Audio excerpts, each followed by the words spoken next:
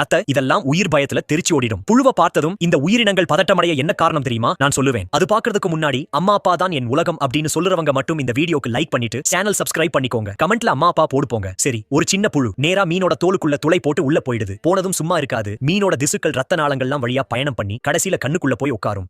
கண்ணுக்குள்ள போனதும் அந்த மீன் மெதுவா பார்வை இழக்க ஆரம்பிக்கும். அதோட மட்டும் இல்ல, அந்த புழு மீனோட மூளையையும் கண்ட்ரோல் பண்ணும். அதனால அந்த மீன் ஆழத்துக்கு போகாம எப்பவுமே நீரின் மேற்பரப்புக்கே அருகிலேயே நீந்திட்டு இருக்கும். அப்போ மேலிருந்து ஒரு பறவை பார்த்தா, அட ஈஸியா கிடைக்கிற சாப்பாடுன்னு நினைச்சு உடனே அந்த மீனை தூக்கி சாப்பிடும். அந்த பறவை மீனை சாப்பிட்டதும் புழு பறவைக்குள்ள போய் அங்கேயே முட்டை போடும். அப்பிறகு அந்த பறவை தண்ணீர்ல எச்சம் போட்டா அந்த முட்டைகள் உடைந்து லார்வாக்கள் வெளியே வரும். அவை நேரா போய் நன்னீர் நத்தைகளை தொற்றும். நத்தைக்குள்ள போய் செம்மையா பல மடங்கு பெருகும். பெருகின பிறகு நத்தையோட தோல் வழியா வெளியேறி தண்ணீர்ல கலந்ததும் மறுபடியும் புதிய மீனை தேடி போய் இதே சைக்கிளை மீண்டும் ஆரம்பிச்சிடும்.